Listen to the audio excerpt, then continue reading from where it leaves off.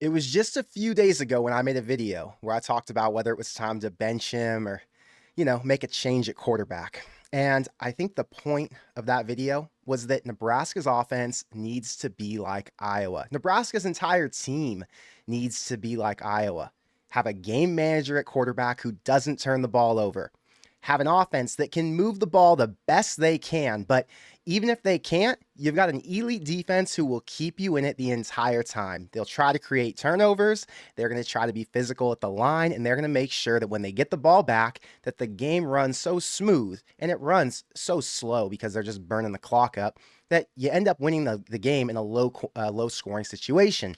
And that's what happened today. Obviously, there were some more explosive plays towards the end there because Nebraska was just a much better team than who they were playing against. But if they were able to keep this pace the entire way through the rest of the season, do you know what the record would look like? This is a team today who would have beaten Minnesota 2 weeks ago, and the game at Colorado last weekend would have at least been much closer. This is the style that Nebraska needs to get to, and if they can find a way to replicate this week in and week out, they're going to be in a really good situation.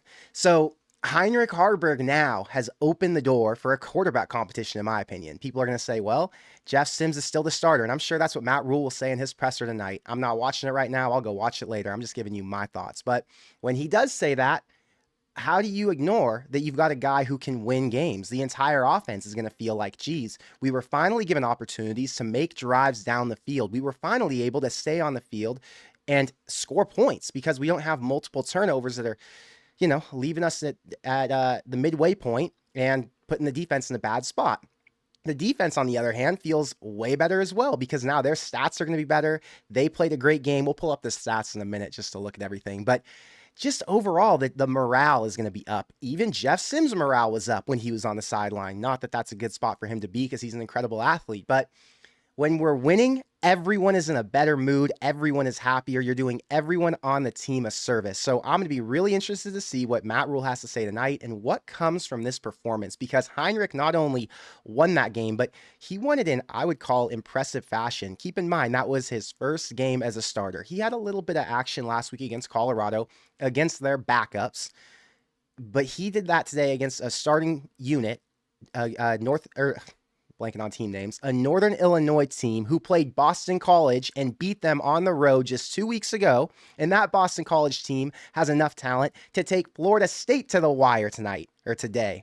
They ended up losing that game by 2 points, if you guys watched that one. The point is, this was an impressive game for Heinrich, even though he did make some mistakes, and it wasn't the perfect game at all. But I did see some people say, oh, well, the turnover thing still happened. It doesn't matter. That wasn't on Heinrich, number one. Number two, Nebraska can afford 1 or 2 turnovers a game. They can't afford 4 or 5 a game. They can't afford 8 in the first 2 weeks. So great night for Heinrich. Great night for the team overall. And whether Matt Rhule says, I had to start Heinrich because Sims was injured, or whether he says, I made the decision to start Heinrich because we needed to change, doesn't really matter. I'm going to give Matt Rhule credit here and say that he made the choice to start Heinrich Haarberg, and that it paid off, and that hopefully now going forward, he'll have a better idea of what this offense can look like when they operate efficiently, when they move the ball, when they sustain drives, and when Marcus Satterfield doesn't look like the worst offensive coordinator in the Big Ten. Flat out. Today was a great day. I feel great. You guys feel great because I see the super chats rolling in. My Instagram messages were going crazy. My texts were going crazy. It was just a different vibe. I'm sure in Memorial Stadium it felt like a different vibe. I'm happier. It's just finally so tired of watching a Nebraska team who is light years ahead of where they actually perform on Saturdays. I'm tired of watching them lose and fail and struggle because that's not what this team deserves. This team works hard. Let me get to the chat. James, thank you for gifting all these memberships. You're the man. Chris, thank you for the $5 super chat. Haarberg is the answer. He could convert passes on 3rd down and ran just as well or better than Sims. And that ball security, I know he held on to it. The one time he fumbled was not his fault. He dropped back. He was looking to the left. Ben Hart whiffed a block, and then the guy came in untouched, smacked him, took the ball away. That's going to happen to any quarterback, any school in the country. That's just, the nature of the game. His throwing today was incredible as well. There were, I think, 3 or 4 drop balls total. One of them was by Kemp, and it should have been a pass interference. One was by Marcus Washington. It was thrown behind him, or maybe that was Kemp. Whatever. The point is, pretty accurate. There were a couple drops. I was happy with it. And, yeah, I wouldn't say he ran as well as Sims. I would say he ran tougher than Sims, though. He's not as fast, and I'm not sure he's as fluid. But he runs low to the ground. He puts a shoulder pad into every single guy he hits. By the way, guys, I'm like talking with this lisp and everything. I've got this canker sore. I had to like put some stuff on it. And then the other thing was I saw Matt Rhule licking his lips like crazy. And I was like, geez, I don't want to be that guy who licks my lips on live stream. So I went and doubled down on chapstick before I got on the stream. And if anyone has Matt Rhule's number, let him know. I'll send him all the Burt's Bees he needs, because apparently we can sell out football stadiums, but we don't got Burt's Bees in the budget for Matt Rhule. So he's over here licking his lips all game. I saw a bunch of people talking about it on Twitter. Hopefully he gets his lips right after the game, though. Chase, I don't know what the intro song is. I don't know the name of it. You'd have to look it up on Artlist, I think. But thank you for being a member, Chase. Mose, thank you for the $10 super chat. I appreciate you. I'm going to get to as much chat as I possibly can. Let me get to the supers first. I want to hear what you guys think, because this week's going to be interesting. If Sims comes back healthy, what is the game plan going forward? Husker Nation, thank you for the $10 super chat. Heinrich needs improvement. Agreed. But he played it smarter than Sims. Maybe Sims could be a wide receiver. Sims is a quarterback. And what's interesting is if we're going to run these quarterbacks that much, you're going to want to make sure that both those guys are ready to play at any time. Because as we've seen in the past at Nebraska, guys can go down. And if you don't have a serviceable backup, you're going to be in trouble. I don't think Sims wants to play any other position than receiver or than quarterback. And I don't think Heinrich wants to play any other position than quarterback, or maybe a little tight end like he has been playing. So it's going to be interesting to see how they handle this situation. I'm excited for it, though. Cade, thank you for the $10. I'm happy for Haarberg. I'm glad we won, but I do not want another Luke McCaffrey situation. Aha, great. Great to bring up, because that was a stressful situation going back 2 years ago or 3. I believe there needs to be an unbiased QB competition this week, and the winner starts. Yeah, it's hard to call it an unbiased QB competition because these coaches hand selected who they wanted to be their QB, 6 months ago. So is it going to be unbiased? I don't know. But if they see the vibe around the locker room, if they talk to the defensive staff, my guess is they're all going to say, hey, look what happens when we don't turn the ball over. Sims can execute, but can Sims hold on to the ball? He can make the throws. He can run just like Haarberg can run.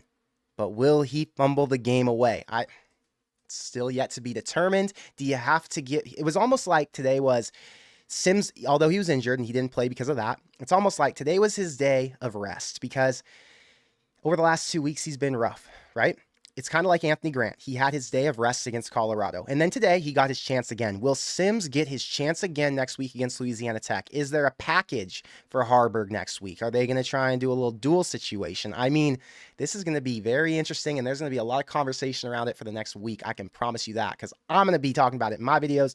I know Sean Callahan will, Carricker will, Coronation will, and just about everybody else who covers Nebraska football. Crypto Badger, thank you for the 20. Haarberg versus NIU, great game. NIU beats Boston College. Boston College damn near beats who? Florida State, top 5 team in the country. Haarberg made some nice reads today. He did make some really good reads, and he made some really good decisions to tuck it and not force throws. There was one that he forced right over the middle, almost got picked off by a safety or a linebacker. Can't remember which. Maybe a linebacker, actually, because it was underneath. Anyway, that was one forced throw.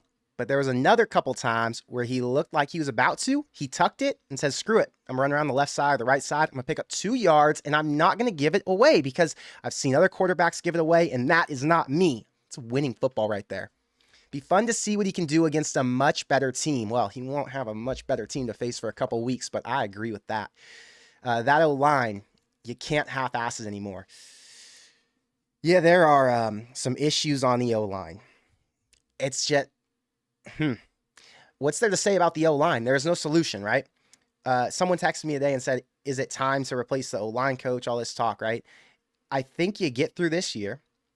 You try to build a plan that supports the offensive line. There are a lot of weapons, right? You've got Kemp, who's pretty good. Washington, who's pretty good. You got a couple good running backs. I mean, actually 3 really good running backs and a serviceable quarterback. You should be able to get through the season, okay? Because you got an elite defense hanging on.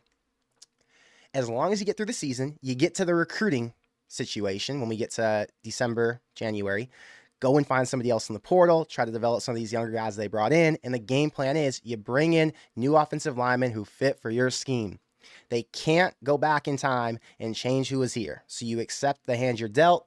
It is what it is. That's why it's hard for me to talk about the O-line. I don't like to complain about it too much because there is no solution. That's just the unfortunate truth. We know what we've got, and you accept and deal with that. Ivan, thank you for the 5. Everyone's saying NIU is trash. They're not trash. That is a borderline bowl team, and I would bet you they can compete in the MAC this year. So I don't think they're trash. They beat Boston College, who almost upset Florida State today. We can't take away how much better we looked with Heinrich. Looked so much better. Part of the reason they look better, though, is because, well, I don't know, actually. Were they calling these same plays against Minnesota and Colorado? It felt like they were throwing it a lot more today. Were they throwing it a lot more because they trusted Haarberg more? Or were they throwing it a lot more because they trusted that the defense wouldn't be on top of the receivers as much? Were the receivers getting more separation? There are so many questions. Obviously, the running game was established early, and since it was established early, it opened up the passing lanes. It's really hard to evaluate this quarterback versus Sims when it comes to the certain plays he was running, because he went against a totally different level of competition. Like you said, NIU is not trash. They're a borderline bowl team. But they're not Minnesota. They're not Colorado. The speed is completely different. So there are still question marks. Okay, my chat's rendering, guys. Hang on. Got to get back to the top. You guys came in here hot today. Did I show up late or what? Okay, I'm back. Okay, Mose. No shot Sims comes back as the starter. Wow, that's bold. So happy for this guy being a Nebraska kid. Yeah, his dad was a walk-on at Nebraska, so obviously it means something to him to play there. When he came out of the tunnel, I saw someone tweet this. I have no idea who it was, but someone tweeted a video right outside the tunnel with Haarberg, his offensive line, and a couple of receivers. And he said something along the lines of, we're not turning it over today. And he made sure that was the emphasis. We are going to protect the ball. And he did everything in his power to do so. He takes pride in this position that he holds right now. And I don't know how long he's going to hold it for. You say there's no shot Sims comes back as a starter. Based on the way Matt Rhule was talking, it sounds like he wants Sims back as a starter. So what's it going to take for Haarberg to win the job? What's it going to take for Sims to cement himself? I mean, there are so many questions here still. I think if Sims can learn how to hold on to the ball, he's going to keep it. Obviously, I think he has higher upside. He's a faster runner. He might be a little bit better of a thrower, but here's the deal. Haarberg, in his first start, You can't judge him based on that. Sims has been playing for 4 years now as a starter. He's had a lot more game experience. It's hard to say if Haarberg'S not going to be able to evolve to the level that Sims has been playing at. So, right now, we don't make any of the decisions. It's all in the coaches. And I'm just going based on what I've heard in the press conferences, based on the vibe I get. And I can't say that I would assume Haarberg won the job after today. Although he looked good, and although I know fans are going to be very happy, the offense and the defense is going to be happy because they were able to control the game the entire way through. Who knows what's going to happen when Rhule, slams his fist down and says, hey, this is still Jeff Sims' job. We're going to see. Husker Nation, thank you for the 5. When Heinrich was announced the starter, the stadium erupted. I heard that. Someone told me they were sitting up in a box and that the window was closed, but that it was still so loud that they had to look up and they saw Heinrich Haarberg flash around or his name flash up on the screen and everyone was yelling. So pretty exciting for him. I'm really happy for him. That's why I put his name in the title, because he deserves it. He had a great day. Noah, thank you for the 5. This is actually funny. Colorado State intercepted Colorado on the first drive and is driving on them now. Also, what's up with Rhule's tongue flicking? Start Haarberg, go Big Red. Yeah, we'll talk about Colorado later because I know people want to talk about Nebraska right now. But it is funny that Colorado talked all this mess before the game and now they started off with an interception. Rhule and the tongue flicking, I said it earlier, if he needs chapstick, I've got a whole box of Burt's Bees that I could send to him tonight. But I'm guessing his wife's going to get that straightened out. She'll have seen that and be like, that's inappropriate. You can't be licking your lips all up and down the TV screen. So I'm sure by next week he'll have chapstick. Public Eye Outdoors, thank you for the $5 super chat. If you send me a message, I'll respond to it. Gloom Trench, thank you for the 5. I hung out with him in Colorado last week, guys. By the way, this is Tyler. He's awesome. Smart and efficient football for the most part. We officially have a QB controversy in Nebraska. By the way, use my bro throw winnings to re-up my membership. I love that. So today, Nebraska didn't cover on bro throw, unfortunately. They missed on the under because of a backdoor cover by Northern Illinois. And the most frustrating part wasn't that I lost money on the Nebraska under, because I don't care. The frustrating part was the defense went all game holding that NIU team to 0 touchdowns. And then at the very end, they drive the entire field and they score. And it's just frustrating because, the defense, they take pride in shutting teams out. They take pride in the fact that they held them to only 3 points. So it was a little bit frustrating that they gave up the backdoor touchdown, but they had the backups in. It is what it is. You got to get those guys experience anyway. So it's all good. Dashcammer, thank you for the 20. Happier mood in the Haymarket tonight. Let me tell you, could only imagine. I've been in the Haymarket, I think, 3 times in the last 3 years, and all 3 times were after losses. Oh, man, it's just so dead after a loss. People just aren't as happy. They aren't as excited. So tonight, people will be out. I'm happy for you guys. I wish I was there. It'd be lit. But yeah, Nebraska is better. Nebraska as in Nebraska, like the state. Nebraska is better overall when Nebraska is winning because people are happier. Benjamin, thank you for the 5. Satterfield is still kind of suspect in my opinion. So there are a lot of people who have their takes on Satterfield. A lot of people who send me messages about him and say, oh, is he going to last? I thought today Satterfield called a pretty good game. There was one drive that was a little questionable, but outside that one drive, I thought it was good. The drive I'm talking about, was it in the 3rd quarter, 2nd quarter? Doesn't matter when it was. You guys probably remember the sequence. Nebraska ran like 4 run plays to 2 different running backs, and I think Haarberg ran as well. They got down to like 3rd and 2 or 3rd and 3. And then they ended up passing the ball, and it went incomplete, and they ended up having to punt. And it felt like, well, if they just ran the ball over and over and over again like they were doing at the start of the drive, they had so much steam, and it felt like the momentum was on their side, and the running backs were all falling forward. They would have picked up that first down. Now, didn't go that way. I understand the play calling in hindsight because when you saw the rush they were bringing, they were prepared for another run play since Nebraska had all the momentum on the ground, and sometimes you got to switch it up. Outside of that, I felt pretty good about the play calling. I felt good about Heinrich's decision-making as well. There was one decision he made that was a little questionable. He could have pitched it out. Who was it to? Ramir or Kemp? Whatever it was. It was an option play. He held on to it. But I just chalked that up to this dude does not want to make any mistakes in his first game because he knows. He watched my video the other day. I'm telling you. He said, Connor told me to run the offense like an Iowa quarterback. I don't need to be spectacular. I need to hold on to the ball burn clock, and let the defense win the game for me. It just so happened that Satterfield called a good enough game to put 35 points on the board. So I get why people have their issues about Satterfield based on the first couple games, but I don't know. Today felt pretty good for him. So no complaints, honestly, about Satterfield today. None. Ardwin, thank you for the 5. In my opinion, Heinrich starts. It felt so nice not to stress about the game tonight. I literally had heart surgery 2 days ago, and my heart couldn't have taken it. Well, I hope you're getting better from heart surgery. That is intense. I'm surprised you even watched the Nebraska game after heart surgery, because I can't even get near Nebraska football if I was in your situation. But yeah, there was zero stress today. From the time the game turned on, I felt relaxed. I felt like because we knew there was a quarterback in there who was so focused on not making any mistakes that we weren't going to make any mistakes. And it just so happened that we didn't. Felt so damn good. I'm with you, brother. Serial gifted 10 Corn Craze memberships. I appreciate you. Thank you for the support. You're the man. Minnie wants to talk about the defense. I'm gonna get to the chats in a second. Hang on. I want to tell you guys how the defense did, and then we'll get back to the chats. So this is a screen share if you guys didn't know. This is the stats from the game. So Nash Hutmacher led with 6 tackles, but look at all the different guys who were in here. And you know, one name that stood out early to me was MJ Sherman, who got straight to the backfield. We haven't heard his name called that often this year. It felt like he was, I don't know, he was slipping behind because, who is it? Cam Lenhart kind of showed up. John Bullock showed up. And the guys on the line were just playing better than we thought they would. And MJ didn't need to be the anchor that we had thought he was going to be. So I thought it was good that he got in early. Then you had Newsome, who had a pick on the sideline that didn't actually count because his toe was just barely on the white. Who else did you have? You had there was another turnover, I think. What was it?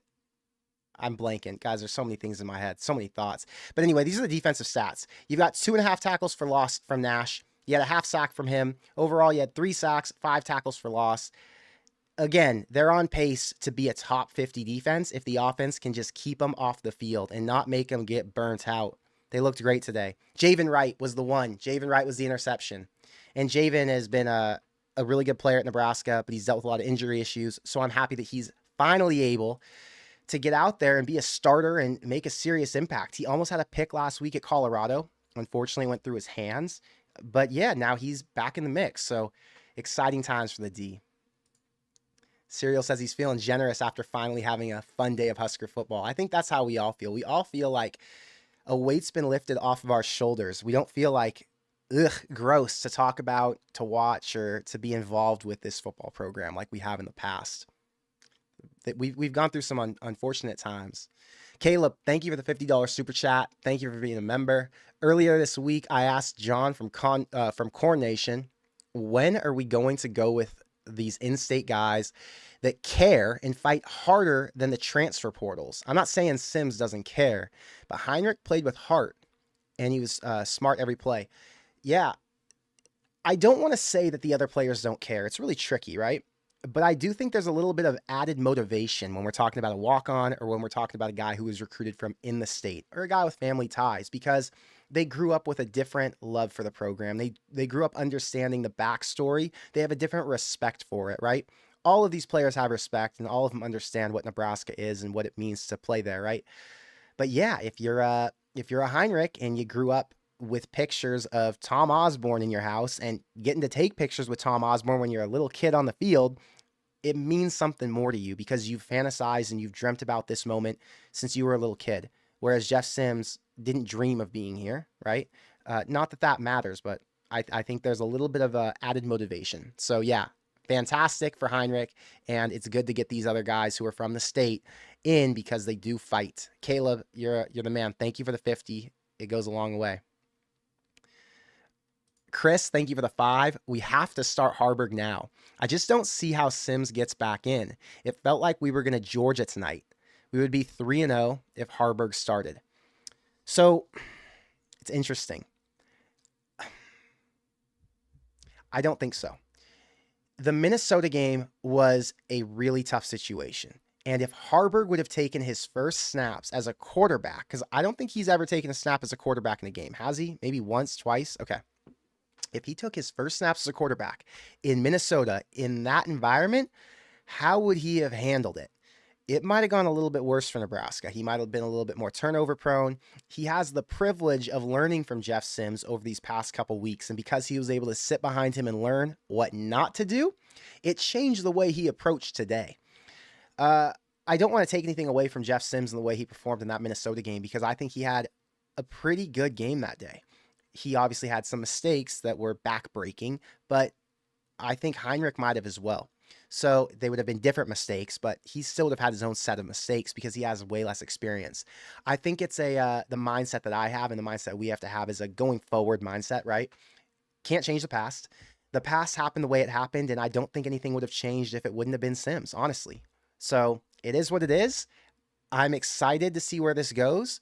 This team isn't dominant on both sides, but they're good enough on both sides to win 6 games and, more importantly, compete in the West. We're going to talk about the West in a little bit, but there's a lot of excitement still, because about a week ago, people were already ready to throw in the towel in the season. James, thank you for gifting 10 memberships. You're awesome. Appreciate you. You've been gifting a ton of memberships to everybody, and it's good because then I can see more comments. All the green names pop up when they type in the chat. Joel says, "Were you at the game, Connor?" No, sir, I was not at the game. I thought you said that you were staying home this time. I'm in Cali too and couldn't watch, but I caught glimpses on the web, and Haarberg looked like money. I'm so proud. Yeah, I watched it from my couch today. My next game I'll be at is the Michigan game. But yes, Haarberg did look like money. Actually, Haarberg and money in the same sentence makes me think. We're going to do 15% off anything in the merch store with code Haarberg. Just his name, Haarberg. And anything in the merch store. Hoodies. I sent out a bunch of hoodies today, actually. So I sent out a bunch of hoodies this week. People are getting ready for cold season. So if you want to get anything in the merch store, stickers, wristbands, t-shirts, hoodies, whatever, socks, I got it all in there. Go to corncraze.com, use code Haarberg. You get 15% off, and I'll leave that code up until Monday. Great time to bring that up. You helped me remember that I wanted to do a merch deal. Let's see here. Haarberg should start next week. There's a lot of comments saying Haarberg should start next week. It's going to be really interesting to see what Matt Rhule does about this, because there is a definite QB competition on the way in some degree. I don't know if it's going to be like a real QB competition out the gate in practice. I don't know if it's going to be, some guys get injured and someone has to come in again. I don't know how it's going to go. Okay, I'm trying to get caught back up. Guys, I got way behind on chat. Okay. Chris, thank you for the $2 super chat. Got me saying amen like I'm listening to a sermon. Come on. I'm not preaching like that. I'm just giving my take. Brad, thank you for the 20. We really hit the stats on the head last night. Punts on the 2 and 1 other inside the 29, 24 total passes and 2 TDs. Yeah, the stats, when you look at it, it just lines up so beautifully. I'm not going to pull up I'm going to pull up the screen share just so you guys can see what I'm looking at. 14 of 24 for 158 yards, 2 touchdowns, 0 interceptions. How does it feel? 21 carries, 98 yards.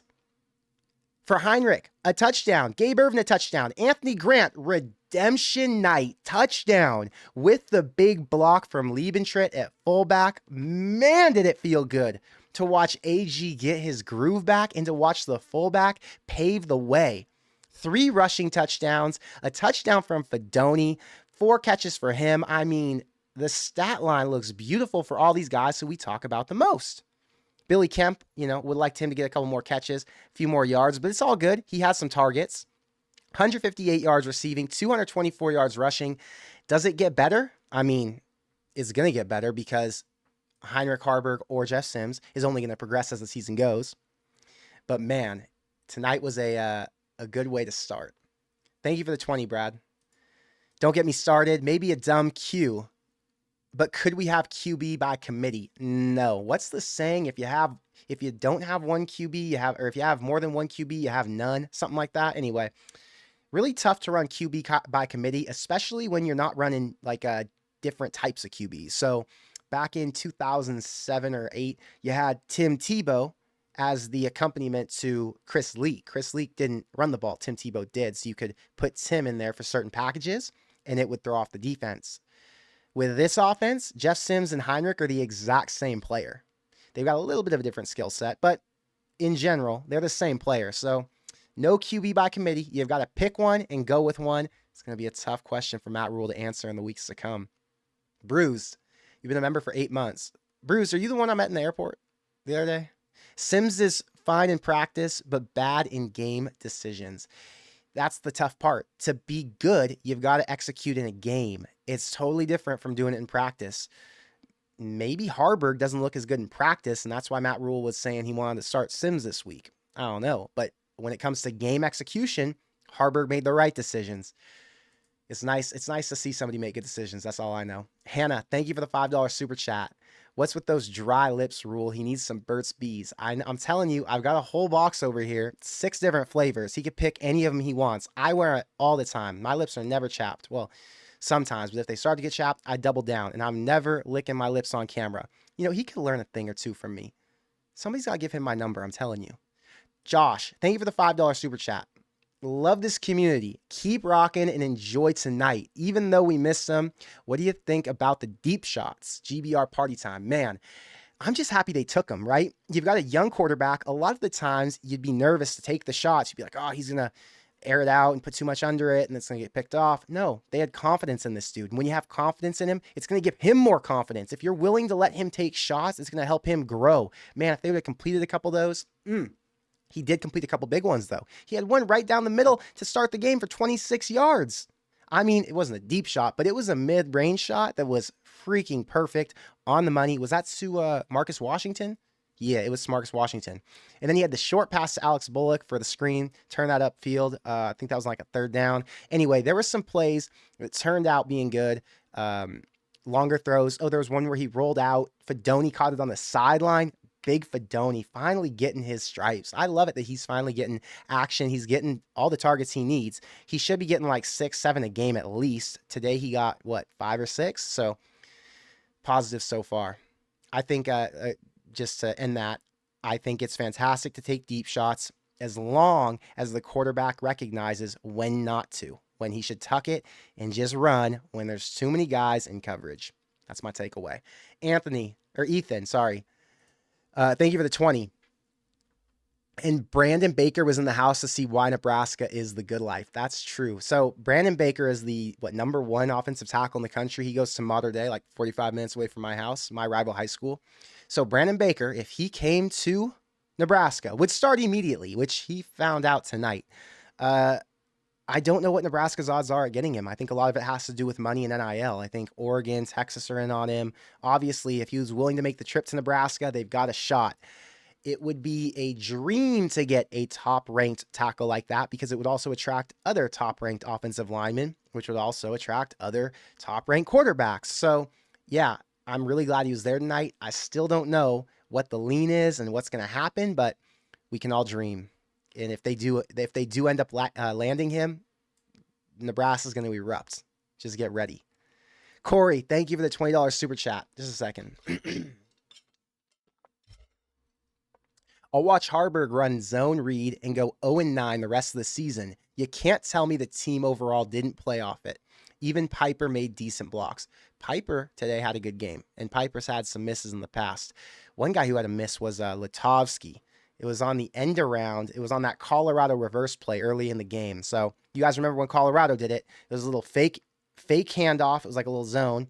Then turn around, toss it to, was it Tommy Hill? Toss it to Tommy Hill. Tommy Hill comes around the end. And then he was 1 block away from at least having a positive gain. It ended up being like a 5-something yard loss. I think it was, who did I just say? Latovsky. But regardless, O-line, there were some guys who had better days. So that was a positive. So I'm glad you brought up a positive about Piper because I do like to say positive things about the offensive line. But yes, I will watch him run zone read all season as well. I like watching it. It's fun. The option's fun. Go back to the old school Nebraska. I don't want to go 0-9. Not interested in that part, but I do really like the option. So yeah, let's keep running it. Crypto Badger, thank you for the 100. My Nash Attack sack donation. For those who don't know, Todd comes in here every week and drops 100 every time Nash Hutmacher gets a sack. And tonight he got one. So thank you for the sack donation. He says, I'll give it to him because he made the QB just fall down without touching him. I would be scared too. That's hilarious. He did. I don't even think he had to wrap him up. Quarterback just got stressed out. I got to love on Nash a bit. He looks quicker. He is. He's thinner. Good job, kiddo. Let's not look past the next game. Throw the damn bones. I like that. Yo, if Nebraska wins the next game, there's going to be a lot of excitement going into Michigan. Not because Nebraska fans are going to think they're going to beat Michigan, but because there's hope that they can compete. And Nebraska fans don't need wins every week against the top teams in the country. We want them, but we don't need them. What we need is a competitive team. We need a team who can at least give us our money's worth when we pay to go to these games. When we spend hours a week talking about the team and only 2 or 3 hours watching them, right? We want to get our money's worth. We want it to be competitive. We want it to be fun. We don't want to sit there and complain about all the BS that we've been seeing for the past 5 years. So don't overlook the next game. I agree with you. But if they do win this next game, I'm going to be pretty damn excited, and I know the rest of us will be too. Thank you, Todd, for the 100. Appreciate it. It goes a long way for our channel. You know that. Talk to you about that all the time. Cade, thank you for the $10 super chat. Lombardi has played 2 games in Memorial Stadium. Michigan State during the first year of the Frost era and the first year of the Rhule era. What are the odds of that? And the dude's like 25 years old. He is 0-2, and he didn't score a TD in either game. What a way to send him out. Now, normally I would feel bad, but, you know, it is what it is. Sometimes you just can't win them all, and I think he would understand that coming from a Nebraska fan. Jared says, honest question. Does Nebraska have a top 5 defense and a top 5 running back room? No. Nebraska has a top 50 defense. Nebraska's going to have to... I've been sick this week, guys. Sorry. A little congested still. They have a top 50 defense. Top 5, it takes a lot to be top 5. They've still got some holes in the back end, sometimes in zone. You saw them give up some plays. They got a little bit lazy against Colorado when they knew the game was over. They're really good. But no, they're not top 5. Top 5 running back room? No. But they do have a really good running back room. Top 30? I would say, yeah, top 30 running back room. They have 2 really capable backs who could start at multiple schools. And they run so hard. Gabe Ervin tonight, you just see the way he sticks that arm out. And when he lifts his knee, he likes to drive it into guys' chin straps, right? Like he gets the high knees going. He does not want to let guys get his legs. So the dude's just a force. Anthony Grant comes back in today. He said, that's BS that I had to sit last week. I'm done fumbling the ball. I didn't do that last year, and I'm not doing it anymore. Anthony Grant comes in, lays the hammer right away. I mean, his first big play that I mean, he had a bunch of plays, right? But his first big one that we all noticed was when he lowered his shoulder, just like Haarberg did all game, and just drove straight into the dude. Pile drived him into the ground and said, look, I know Gabe's the power back, but I can do it too. I can run north and south. Man, Anthony Grant, he's a stud. I'm really glad to have him back, by the way. Nebraska is better when you have 2 running backs you can rotate through. Because those guys get banged up. They get tired. Tonight, Gabe Ervin got banged up at some point. They had to pull him out. So, yeah, it's exciting. It's exciting to have multiple running backs. Tommy, thank you for the $2. Haarberg energy tonight over Sims the past 2 games. Man, Sims energy tonight versus Sims the past 2 games was better. Sims was having a good time. When you play more confident, when you're not doing stupid things like fumbling the ball and all the things that we talk about, everybody feels better. So just the overall offensive energy is better than the last 2 games. I don't want to bag on Sims. I think Sims he's as talented as Haarberg, at least, right? Okay, that's not an argument.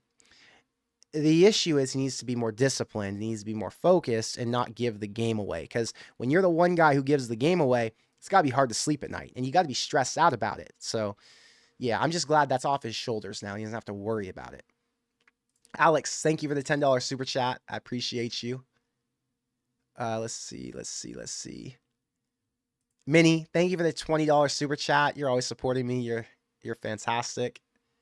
She said first win. I know. I'm just glad we got one under the belt.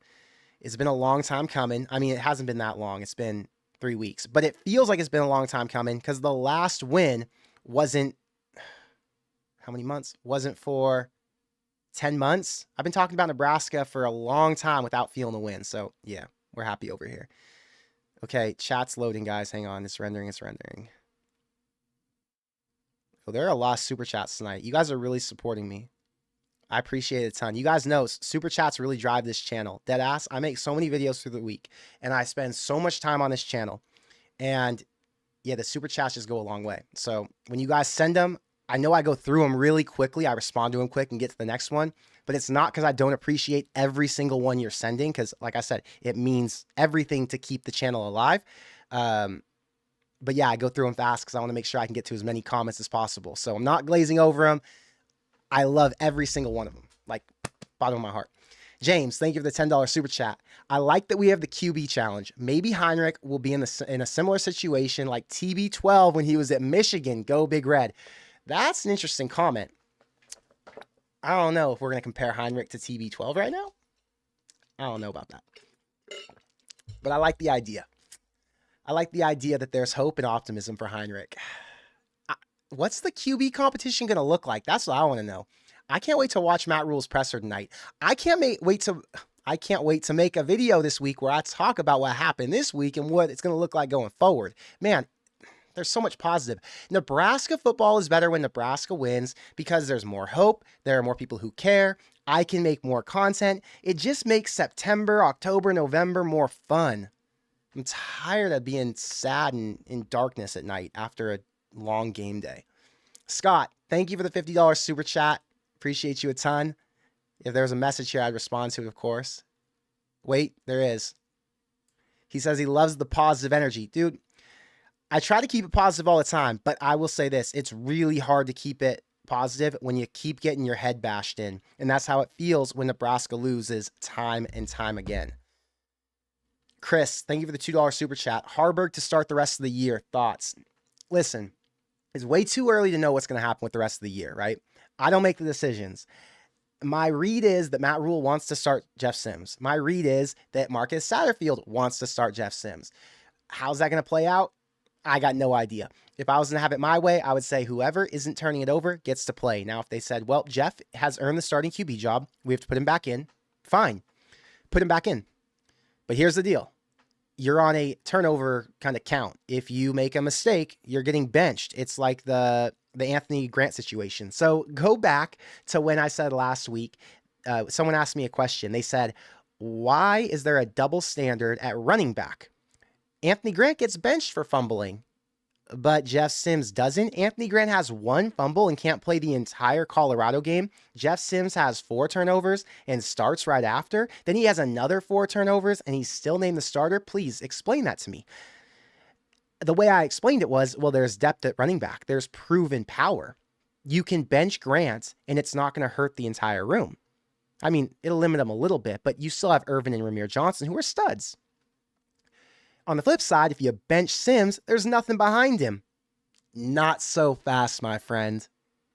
You've got Heinrich, who's proven now. So, I don't know, Chris. We're going to have to see. Not my choice, but it will be interesting to see how it pans out. Judy, thank you for the $5 super chat. It felt like a real Husker game for a change. I had flashbacks. Man, Judy's seen them good. Judy's seen them bad, just like we all have.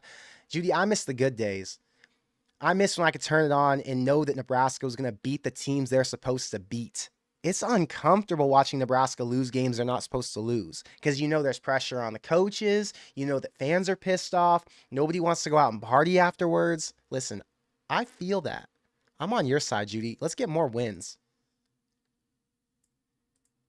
Todd, thank you for the $20 super chat. Just getting home. Just so you guys know, Todd was out on the farm all day working. He was rocking his Corn Craze hoodie. It's got dirt up here on the collar. He sent me a picture. He said he watched a YouTube stream, like he had to stream the game from the, I don't even know what you call this machine, Todd. I'm just going to say it's a tractor, but he's in his tractor out in the fields working, listening to the Nebraska game. That's the Nebraska way. He's out here farming during the game. And listen, he never watches the games. He texts me all the time, telling me all these things about the game, asking for updates. I'm like, dude, what are you talking about? Aren't you watching the game? He's like, no, I'm working.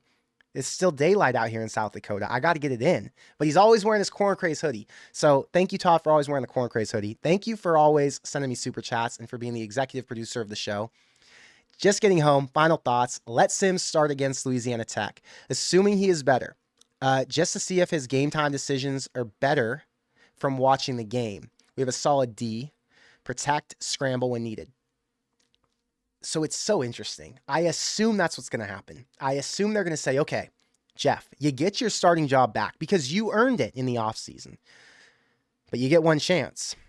And you know there's someone on the sideline breathing down your neck, ready to take your job. That's what I think they're going to tell him. Now, they might say it a little bit nicer than that, but that's the assumption. Would fans be happy with that? There might be a little disgruntlement among the fan base, among the Corn Craze commenters, but in general, I think people would understand. And I think as long as he was protecting the ball the way Heinrich did today, as long as he was a game manager the way Heinrich was today, and he continued to make the plays that we've seen him make, I think that would work and Nebraska would still win games. At least that would be the hope. AJ, thank you for the $20 super chat. I called it last game. Put Haarberg in. Great confidence booster of a game. I feel he has a better passing game over Sims. Heck yeah, great game. It's interesting. Does he have a better passing game than Jeff Sims? I'll tell you this. I think Jeff Sims is a better runner. They're a little bit different in run style. One's a little bit clunkier, a little bit more power. One's a little bit more speed, Jeff Sims. I wouldn't call him a clunky runner. I would call Haarberg a clunky runner, though. He looks like a fullback. He could play fullback, honestly. Anyway, from a pass perspective, Sims has had some really good games in the past. At Nebraska, he's had some really good throws. Receivers did him no favors in the Colorado game. Alex Bullock dropped one right over the middle. He's had Fedoni drop him on it. I mean, there's been multiple drop passes that haven't made Sims' stat line look as good as it should look. So, I think decision-making, Heinrich wins as of right now. Passing potential, right now we'll go with Sims. But it was the first game for Heinrich. Maybe he was a little bit slow. Maybe he was limiting himself because he didn't want to make any crucial mistakes that would lose the game, because he was told today, go in there and don't lose the game. Be like Iowa. And he did. So, I don't know, man. It's such a small sample size. You don't know what we're working with right now. And I think that's kind of the point. Scott, thank you for the $100 super chat. Appreciate you a ton. It's awesome to see you guys supporting always in the chat. I'm telling you, it goes a long way.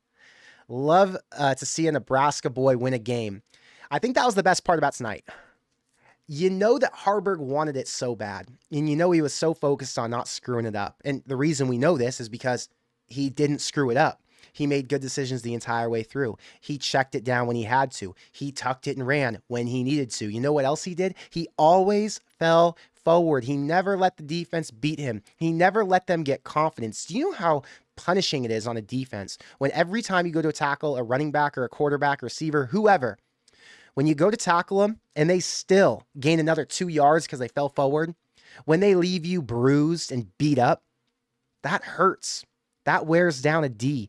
That's where teams like Illinois last year, Michigan, Ohio State, teams who have bruisers, big bodies, guys who know how to win at the line of scrimmage, teams like that beat teams down on the defensive side of the ball because they're the force. Usually it's the defense who's the aggressive one. Not today. Heinrich was the aggressive one. Gabe Ervin was the aggressive one. Fedoni, Anthony Grant. Different level of aggression from the offense today. I think the Nebraska boy led the way. It gave the rest of the offense that mentality. When they see their quarterback putting his shoulder pad into a linebacker's chest, they're like, whoa. If my quarterback's doing that, then I got to step up. That's when we saw AG come up on the right side of the line. I think he picked up a first down, and then he just laid the wood. He said, I'm not playing from the sideline anymore. You're putting me in the game. So, yep, Nebraska boy won the game. Nebraska boy inspired some confidence in this offense, and, man, it is going to be interesting to see where it goes from here. Noah, thank you for the $2 super chat. I'll give Sims credit. He supported Haarberg. Man, how good was that to see? There are a lot of players who would be, I don't know what the right word is, disgruntled, upset, stressed out, because they would see the guy who's behind them or supposed to be behind them winning, and they don't want to lose their spot, right? This dude's trying to make it to the NFL. This dude's trying to regain some of his own confidence and make sure the coaches believe in him. So he could have been pouting. but he wasn't. He was loving on his boy. He was making sure he knew, you're the man. Go out there, keep doing your thing. I want to see you win. That helps the entire team. Team morale was up 1,000 points today. So yeah, hell yeah, credit to Jeff Sims. Sims was awesome today. He played his role, and he played it well. He couldn't do much, but he did what he could in supporting the guys who were out there. And keep in mind, he was hurt. He wasn't benched. He was hurt, and because he couldn't run on that ankle, they couldn't put him out there. So that's why. He didn't get benched this game. Scott, thank you for the 100. I got another executive producer this week coming in here and supporting the channel like a big boss. Another 100 for the D-line. It was great again. Let me count up the tackles on the D-line. So you've got Nash Hutmacher with 6. A.J. Rollins with 4. Bang, bang. Who's the next one? Chief Borders had 2. Prince Will had 2. Jamari Butler had 1. Plus he had a sack and a tackle for a loss. MJ Sherman had 1 and a tackle for a loss. Yeah, Ty Robinson had 1. So, yeah, D-line got after it today. Overall, defensive line has proved us wrong in that the 3-3-5 wouldn't be good in the Big Ten. I think it's now, man, I don't want to get too excited because we saw last year when we all get excited about Anthony Grant early on in the season, then he slowed up as we played tougher competition. But I think it's fair to get excited right now about them because they've gone against 2 Power 5 opponents. They went against a really good offense in Colorado and a really good O-line in Minnesota. So I think it's safe to say this defense is back. They've earned their black shirts, right? This is like the 2021 D. I don't know if there are as many playmakers because there were some freaks on that team, including Cam Taylor-Britt, but man, Omar Brown looked good today. There's a lot of positive coming from the Nebraska's defense side of the ball. Nebraska's D, that side of the ball, whatever. I don't know how I'm saying it. Doesn't matter. I said a lot of words tonight. My jaw's getting sore. Don't hold me to it. Gloom Trench, Tyler, thank you for the super chat. I appreciate you. Sims through 2 games. 220 passing yards, 1 touchdown, 158 rushing yards, and 1 TD. Okay, what are you about to say next? Haarberg after 1 game, 158 yards rushing, 158 yards passing, 2 touchdowns, passing, wow, okay. 98 yards rushing, and 1 TD. Okay, listen, I get it. He went against a different level of opponent. He was at home. He had the chance to learn from Sims these last 2 weeks and the mistakes he made.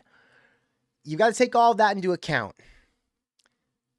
But when you also take into account that this was Haarberg's first ever start, where could he go from here? Interesting stat lines on each side. It's pretty exciting. I don't know. I'm in wait and see mode. But as of now, the upside for Haarberg, if something was to happen to a different QB1 and Haarberg had to come in, the season's not over. And in the past, we couldn't say the same thing. Last year, the season was done as soon as Casey Thompson went out. We couldn't win a game after that. Jerry, thank you for the $50 super chat. I appreciate you a ton. If you had a comment here, I would respond to it, but I don't see it. Scott, thank you for the $100 super chat. Connor, seeing your passion responding to my message about Haarberg, he's got to start going forward. Look, Scott, first off, again, thank you for the 100. You're coming through big time tonight, okay? That's the first thing. Second thing, I know I'm passionate about him, but I'm passionate about winning. I would have been passionate about Sims as well today, okay? If he won the game, if he didn't turn the ball over. Right now, I'm so... what's the word? I don't want to use anything inappropriate. I've got so many inappropriate words because I talk to my 30-year-old friends all the time and we all, talk the way we talk. I'm trying to be nicer, be softer. It's a kid's show. Whatever. The word is, I'm trying to be nicer. So I get excited and I have a lot of optimism when we win games and when we don't make stupid mistakes. I would have had this same kind of feeling and this same vibe after a Sims win. I actually might have been more energetic because we would have seen Sims overcome his weakness. We would have seen him climb out of the pits of darkness that he has been in the last couple weeks. And we would have seen him straighten things out. Now, going forward, I don't want to come across, like, this is the thing. I know that a lot of the things I say hold weight with my Corn Craze community. I don't want to get into this phase of like picking sides, honestly. I don't want to be that guy who's like, oh, well, Corn Craze says Haarberg should be the starter. I'm not the coach, man. I think the coaches have got to make the best decision for the team. I know I made that video where I said, is it time to start Sims or whatever? I thought at the time it was time to bench Sims and it was time to start Haarberg. I think I'm right. You had to let Sims cool down and you had to see if you had someone else who could get it done. We now know we have someone else who can get it done. There is no more excuse of this is our only option. No, it's not. Number 10's back there, and number 10 can take care of the ball just like a starter can. Not only can he take care of the ball, he can move the ball just like a starter can. He's got the trust of the offensive coordinator, and he has the whole playbook accessible, just like a starter does. So anyway, it's up to the coaches. It's not up to me.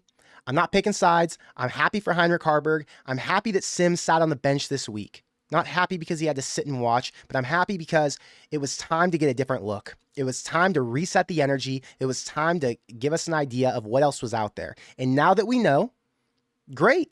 The coaches can go back to being coaches. But the fans knew last week it was time for a change. And whether the coaches wanted to make that change or whether God decided to make that change with an ankle, the change happened, and now we know. Gonna be interesting today. Or not today, this week. I don't know how it's going to play out. It feels like we got a quarterback battle coming, but I don't know. Dashcammer says Sims reads defenses a little like Helen Keller. You're dumb. Come on. That's ridiculous. Sims just stares down his target, which is the issue. And we don't like that. And that's frustrating. Trey says, I'm not against Sims personally. None of us are against Sims personally. We want Sims to win. We want all these players to win. I know that. He's just a kid. Well, he's a 20-some, 21, 22-year-old kid who's got 4 years of playing experience and who was compared to an NFL potential prospect. But yeah, just a kid. I am against playing him. Okay. I mean, come on. I get why. And I think that's going to be the interesting thing for Matt Rhule this week. Everyone's going to say, why go backwards? We just won a game with Haarberg. Well, look. There's a reason they want Sims in there. There's a reason that he has so much upside. It's because he's born with natural talent. The dude's a freak athlete. Haarberg's really athletic as well. But Sims can do some things that Haarberg can't. Haarberg can also do some things that Sims can't. It's interesting, man. I don't know the answer. I'm not a coach. I'm not at the practices. I don't know what they look like when they're out there. I don't know. It's going to be interesting. Morris says you won't see Haarberg again unless Jeff Sims gets hurt. I disagree with that, Morris. No matter what, if Jeff Sims fumbled the ball in the next game in a stupid way or in a way that we've seen in the past that isn't fair to the rest of the team, we would see Haarberg right back out there. I think what today did is it confirmed to the staff that they aren't running out of options, that they're limited to just having to play him. It confirmed that what Rhule said about we have two quarterbacks behind Jeff Sims who can win us a game, that statement he made was actually true. Whether he believed it fully or he said it because he's a coach and he's got to say it, there's no lying anymore. Haarberg won in dominant fashion tonight. Obviously, he game managed his way for a lot of it, and the defense is really what led to the win. That's what I think. But the offense performed as well as they could, given the circumstances. And I'd give their performance a solid B. I mean, the offense was good today. B+. I mean, the defense was an A. Defense was lights out. Defense put them in great positions. When you get that many good spots on the field, eventually you're going to score, like I said. But the offense overall, I'm so excited to make a video this week. There's so much positive to talk about now. Paint it however you like. Sims is not good. There's still upside to Sims. Why are we defending Sims so much this week? It's not that anyone's defending Sims, okay? What it is you have to understand that these coaches see something we don't see. And because they know who can execute their game plan at the highest level, they're going to back the guy who can execute at the highest level because he gives them the most potential to win the most games. So it's more so about trying to get our heads around and understanding why they're going to play Sims if they do, right? His issue was turnovers. His issue was a couple other things about staring down receivers, right? Bad reads. But if he can clean those things up, he's just as good as Haarberg or better.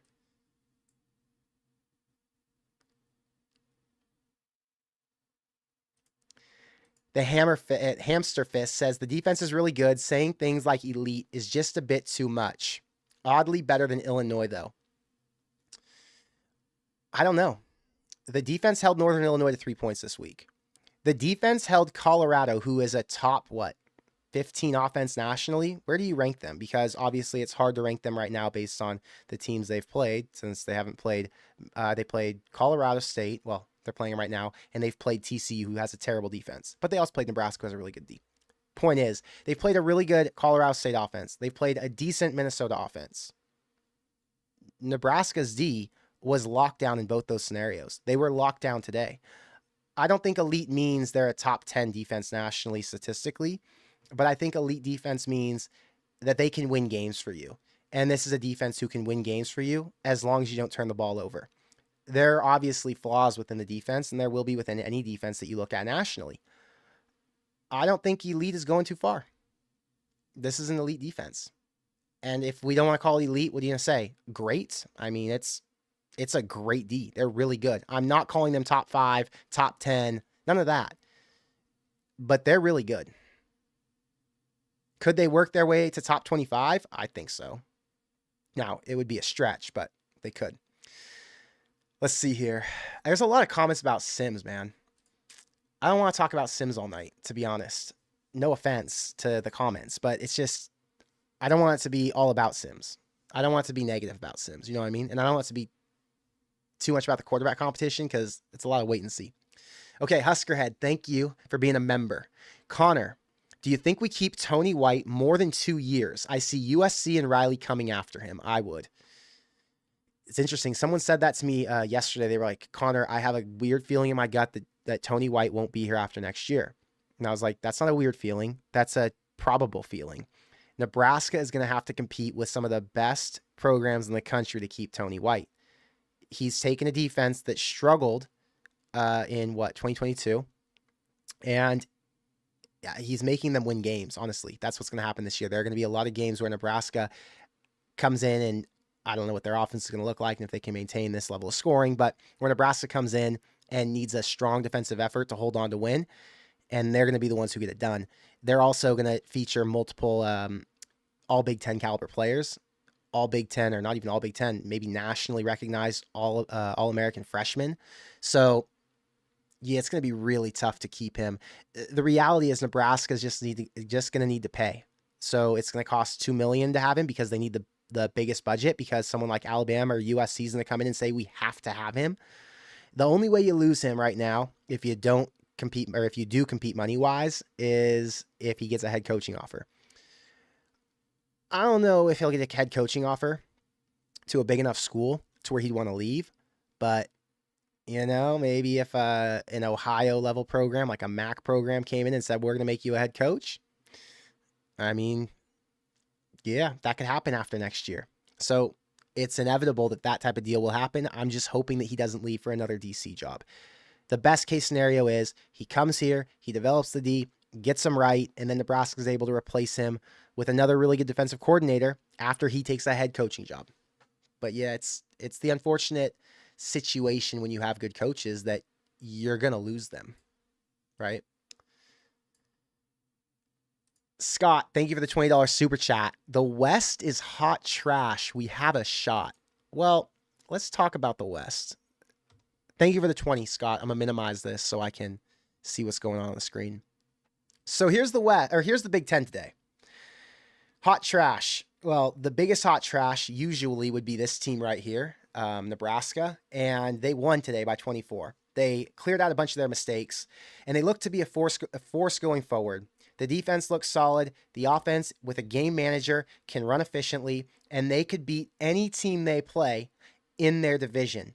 They're going to struggle with this team right here, but it's a home game. As long as they don't get blown out and keep it somewhat close for a majority of the time, it's going to inspire some confidence, and I feel really good about the rest of the schedule after that. you get into the Purdue's on the schedule, the Purdue's and the Illinois, okay? Illinois had 4 interceptions today, and their quarterback got benched in the third or fourth quarter, Luke Altmaier. He was supposed to be their stud transfer in from Ole Miss, and obviously they played Penn State, who's one of the best defenses nationally, but they didn't look good. And they haven't looked good so far this year. They had a comeback last week against Kansas, weren't able to get it done. Kansas is like a 6-7 win team this season. They're really well coached, but Illinois took a step back from where they were. Purdue got beat down at home by Syracuse, lost by 15. They're going to have to come to Lincoln this year. The matchup, I'm assuming, is going to be really good. Syracuse runs the exact same defense as Nebraska does. Syracuse has the same defensive plan because their new coordinator is it Rocky Long, who was the defensive coordinator that mentored Tony White. So if they were able to give Purdue problems, then Nebraska should be able to as well. You get down here to Michigan State. They lost their head coach this week. They were disgusting today. Granted, Washington is one of the top teams in the country. Their offense is incredible. They have a Heisman contender at quarterback, multiple NFL receivers, and their defense is really strong. Regardless, Michigan State lacks playmakers, and now without a head coach, they're going to lack an identity. I'm not sure I'm assuming they were fans of Mel Tucker. He got pushed out of Michigan State for a BS reason. I'm sure he didn't even do what that girl said he did. But, it's politics, and there was a lot of money involved. So the fact that he was even involved with that chick is the mistake he made. And, I'm guessing the Michigan State players are going to have a tough time getting over that for the rest of the year. So that's a really good one that Nebraska could win. This will be a home game for them. Minnesota's already knocked out of the way. But the thing about the Minnesota deal today is they lost in embarrassing fashion to North Carolina. I say embarrassing because, to me, North Carolina is not that good. Sure, they're a top 25 team, but I never liked them. I would have thought a Big Ten team like Minnesota could have gone in there, scored a little bit more. But the reason this matters is because we now know that Minnesota is not a dominant force. We already assumed that, but if they're not a dominant force, that means they're susceptible to losses, which means if they can lose a couple games in the Big Ten West, it will improve Nebraska's chances at moving up the chart. Northwestern dominated by Duke today. Duke's a really good team, but Northwestern, they've got their own set of issues. Obviously, they're a home game for this year. Feel great about that. Iowa today ran up the score at the very end to cover. They're trying to get their coach to, what's his name? Brian Ferentz. They're trying to get him to cover his 25 points per game average this year so he doesn't lose his job.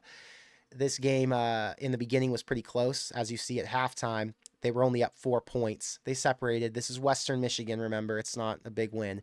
But this is the toughest competition in the Big Ten West, okay? Scroll down here a little bit more, and you've got Wisconsin. Wisconsin battled Georgia Southern today. There was a point where I think Wisconsin was down to them 14-7. 1 second. Wisconsin was down 14-7. They were able to rally at home, come back and win that game, no problem, with Braylon Allen putting them on his back. But, Wisconsin's not at the level Iowa is right now on defense, and I just think Wisconsin's a team you can beat. Now, will Nebraska beat them? I still don't think so, but the point is they're not indestructible, and someone's going to beat them along the way.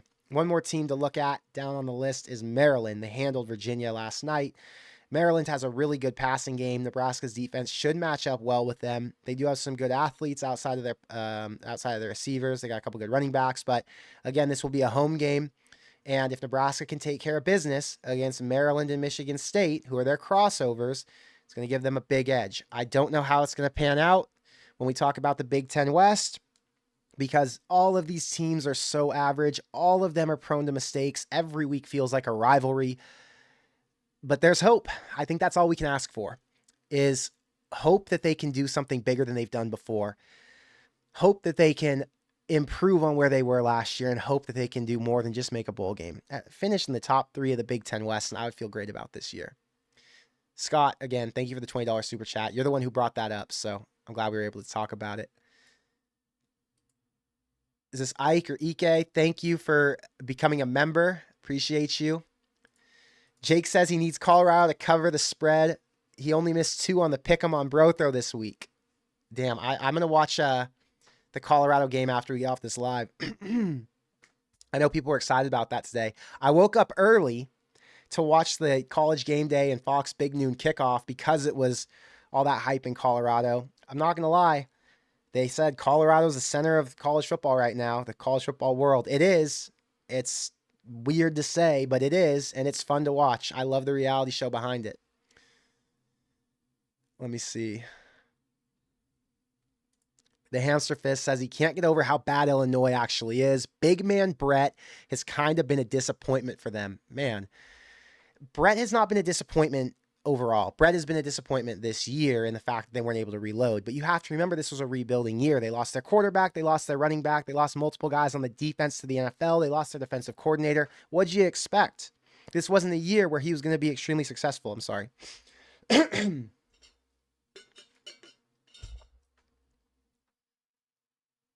Minnie says, Haarberg was ready to go wide receiver or anywhere we needed him. Look up his interview in the spring. He just wanted to see the girls. Wait, what?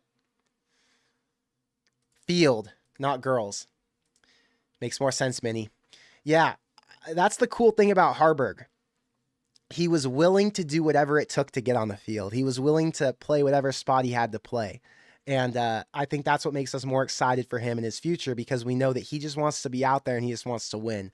Players like that are the reason that Nebraska's winning right now, because they'll all play a role. It's like, what's his name? Tommy Hill. Tommy Hill plays defense, but he'll also play offense or do whatever else he can to help the team. He played special teams last year. All of these players who are willing to do more to try and win are what make this team better. So, Noah, thank you for the super chat. Had NU played like today against Colorado, would they win? I think there's a chance. Again, it's really hard to tell. If you wouldn't have turned it over all those times, the defense wouldn't have gotten worn down. Nebraska would have likely scored more often. So, yeah, I think there's a chance. In general, I think Nebraska is in a really good position going forward, because we saw what a successful offense could look like. And now if they try to run this offense every week, this offense did look a little bit different today than it's looked in the past. And part of that's because they played against a worse Northern Illinois team than Colorado and Minnesota were. Those defenses were obviously stronger. But yeah, possibly. Don't get me started. Thank you for being a member. Could Omar Brown be our best DB? Yeah, he's came on strong. What did he do? He had a 3rd down and like 6. And what did he do? Did he bat the ball away? Did he hit the guy and he dropped the ball? Something happened with Omar Brown. I remember like what the play was a little bit, but not enough to talk about it. And when he did it, I was like, damn, this guy might be the best safety we've got. Well, he is the best safety, but in coverage, I was like, he might be the best DB on the team. And then Newsome obviously came up with that interception that wasn't an interception. But yeah, that was that take, that Omar Brown take. I could agree with it. Right now, he's playing like one of the best DBs. Joey's been a member for 9 months. Great win today. Feels good. Thank you for being a member, Joey. Rebuild year. Why not rebuild with Haarberg? He's got longevity. Thank you for the $10 super chat. Like I said earlier, they're going to go with who they feel like they can win the most games with. So they're not going to just rebuild. And they're not going to restart. If they really like Sims, they're going to give Sims a chance to take his spot back. And if Sims can't perform at the level they expect, and if the fans are getting tired of Sims and booing him off the field because he's fumbling over and over, then they're obviously going to go with Haarberg. But not my choice. I like the idea of either way. I love it if they go with Haarberg. I love it if they go with Sims and Sims is successful. At the end of the day, I don't care who the quarterback is. I just care that they don't fumble the ball and that they win games and that they score points. Scott, thank you for the $5 super chat. I'll give Brandon Baker $10,000 a year in NIL if he commits. Man, Scott, we might have to get on the phone with Brandon Baker, tell him there's an extra $10K boost per year, because I think he's already going to get, I don't know, $250,000 a year to come to Nebraska if he was going to come. An extra $10,000, that's pretty good. That pay for his furniture. If you want to move into a new place at the end of the year, you get a new apartment. I mean, that's a pretty good deal. I'm glad that you're so committed to the NIL fund, though. Thank you for offering your own $10,000 to a superstar player to make sure that we can land him. Jose says, Washington is all right. He just looks a little slow and can't get separation. Washington has good hands, though. And Washington's coming off of an injury, so still in a wait and see. Husker Head, don't forget to smash that like button, Corn Craze Army, like Polar Bear on QBs. I like that. Yeah, if you're here, hit the like button. I appreciate it a ton. Every like helps a lot. And Serial says that the whole chat's watching the CU game. I think that's what I got to get to. I can't wait to get to the CU game. Colorado's down 7 with 4 minutes left in the half. Wow. 18 minutes time of possession for Colorado State and only 7 minutes for Colorado. Oh my God. Everyone wants to see Colorado lose. I'll tell you what, the entire country will be tuned into this game tonight, hoping Deion can keep it alive. But if he can't, I really wonder what the aftermath will be like. I wonder what fans will be saying this week and how many clips there will be on TikTok trolling with that glasses deal he did. Thank you for the $5, Heroes of the Escape. I appreciate you. Minnie said, hey guys, we got Teddy back this game. So happy to see him again. Yeah, I did notice we got him back this game. I got to go watch it again, though, to watch the offensive line more. I was watching Haarberg'S tonight, but I will talk about him in my next video. That's for sure. Anyway, the chat's all about CU, which means I need to go watch CU. Guys, we've been on here for, I don't know, a long time, like an hour or something. Tonight was a big win. I'm so happy that we were able to have a positive night.